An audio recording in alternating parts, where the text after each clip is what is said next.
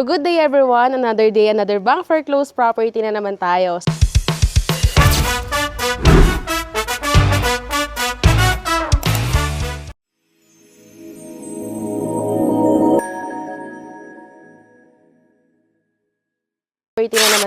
So ngayon, nandito tayo sa Lipa para i-check itong Marian Heights na available natin dito under BDO. So ito yung property natin.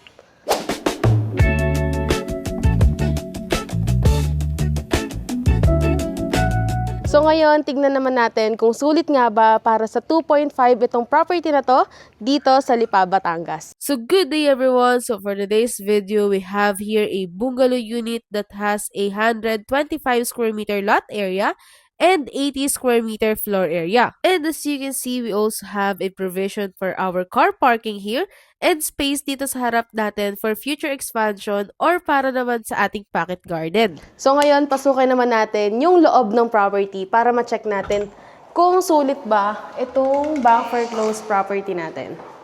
So ito yung loob. As you can see, malawak pa yung space natin dito for dining and living area. So ito yung kitchen area natin. As you can see, maayos pa rin ito. And yung mga cabinet dito ay buo pa. Ayan. So para naman sa ating kwarto ay meron tayong dalawang kwarto dito. Ito yung first bedroom natin. Ayan. Sobrang spacious din ng ating mga kwarto dito sa Marian Heights.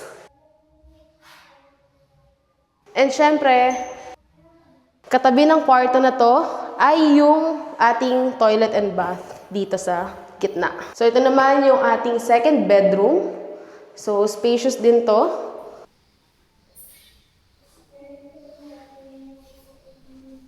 And bukod dito ay meron din tayong pinto papunta sa ating service area.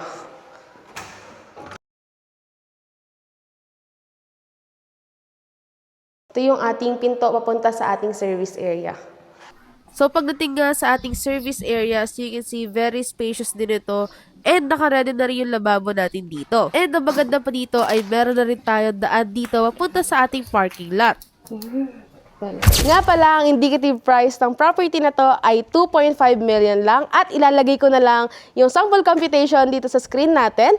And kung tingin mo na sulit itong property na to, mag-message ka na dito sa aming page na The Repo Market. So yun lang, maraming salamat. Bye!